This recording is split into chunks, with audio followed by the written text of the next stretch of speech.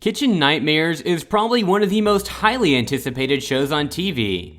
But some wonder, after being publicly exposed for their lapses, where are some of these restaurants now? Well, if you're wondering that same question, we got you covered. Hey guys, what's up and welcome back to The Outside Scoop. For this video, we'll be taking a look at Kitchen Nightmares, Where Are They Now? Part number 3.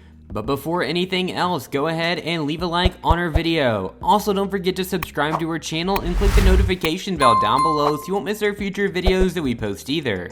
But without any further ado though, let's go ahead and hop right on to the video.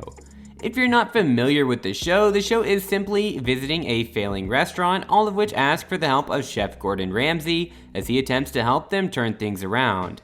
Chef Ramsay will then sample the food, check out the kitchen conditions, and speak to the staff, owners, and customers that he tries to figure out what's going wrong. After being aired for so long, many asked where are the restaurants now? Well, let's go ahead and list them out. Before we do continue though, we have released the first two parts of this video. It's not necessary to go back and watch them, you'll still be able to understand this one, but if you do want to see more examples, then definitely go check those videos out. But let's go ahead and get into our first one for this video. Luigi's d'Italia. Chef Gordon Ramsay pays a visit to Luigi's d'Italia in Anaheim, California in this episode of Kitchen Nightmares, and it's a restaurant owned and operated by Luigi Cottazzone and his family since 1981. His father Dominic supported him in securing funding for the eatery. The restaurant was a huge success for a long time when it first opened. Luigi and Grace, Tony's wife, yelled at him in front of the staff and customers because of his laid-back attitude. All three frequently conflict, causing the family to fall apart as well as the business to suffer.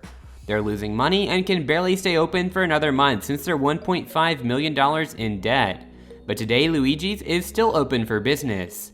After the show aired, Luigi reported a 40% increase in business. The majority of Yelp reviews are positive and the few negative ones are largely service problems. They also opened at their new location in December 2017, and they also offer catering services. We were a little bit like headless chickens, but you showed you had passion, yes? Up next, we have The Greek at the Harbor. Makis and Lynn Michelatos, who have owned and operated The Greek at the Harbor since 1994, are Greeks, explaining the name of the restaurant. The restaurant, which is located in a popular vacation spot, was successful in the 1990s, but Makis is tired after working for 17 years and the standards have fallen along with the number of guests. When Gordon visits, he meets Lynn, Makis, and Aris and sets them down to discuss the restaurant, only to discover that they haven't made any money in years. They inform Gordon that the more time and money they put into the restaurant, the worse it has gotten, and it is on the verge of closing. But today, Aris has remained in charge of the kitchen and is determined to maintain the excellent standards. The restaurant is packed and Makis is contemplating retirement. The Greek is still open with regular promotions, events, and new menu items posted on their Facebook page.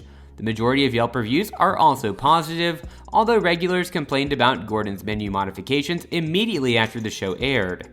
Unfortunately, there are also some restaurants that have closed. Let's go ahead and list a few of those out. Table by table, he's stepped up. It's so good. It was good. Hot stuff. And that's a fabulous feeling. Leela's. When Gordon needs to gag on something in the kitchen, it's never a good thing. Worse, Leela's had failed to maintain the proper temperature in their refrigerator, causing the majority of their produce to spoil. The way the Californian restaurant was run did not impress Chef Ramsay. It's no surprise that Leela's closed due to outrageously enormous debts, with spelling mistakes on the menu and a lack of cooking competence. What a shame. When you first arrive and you're excited about coming in to eat somewhere, and then half the menu missing, 90% of it frozen, and Trobiano's. It's difficult to say which is the worst. The fact that the kitchen had plainly not been cleaned properly in years, resulting in buildup of grime and muck, or the fact that genuine rat droppings were found in the same area where food is made. Most fights aren't going to end well when there's a relationship with the in-laws involved. The restaurant was seized by the authorities for missing a slew of tax payments due to personal feuds, poor food cleanliness, and increasing indebtedness. The customer's experiencing. You know, Anthony should be tasting his food. He should know why the clientele is complaining. It's just hurting my business. Seascape. While the New York restaurant's unique setting on an old ship was intriguing, it sadly fell short of expectations. The kitchen was once again in shambles and in need of thorough cleaning. The scent of sewage wafting through the eatery was a bad omen for what was to follow.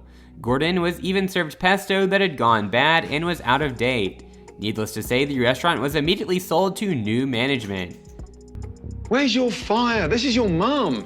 Where's your fight? You are running a business. You're lucky. Peter's New York Italian Diner, another business that didn't know how to use a freezer properly, was trying to stay afloat after providing dangerous food for months. The financial difficulties were so severe that a debt collector appeared in the middle of the show, sparking a genuine brawl. The founders eventually sold the business to other owners, and there were accusations that Peter's had even ties to some sort of mob. I want you to go and work in that kitchen and just experience what it's like behind that line and work with your dad. You like food? You certainly eat enough of it here. Tina? That's it for today. If you guys enjoyed the video, make sure you guys do go ahead and hit that like button. Also, don't forget to subscribe to our channel and turn on that notification bell so you never miss out on any future content we'll produce for you guys. Anyways, we are gonna go ahead and sign off for now, but we'll be sure to catch you all in the next one. Have a great day, everybody. Peace.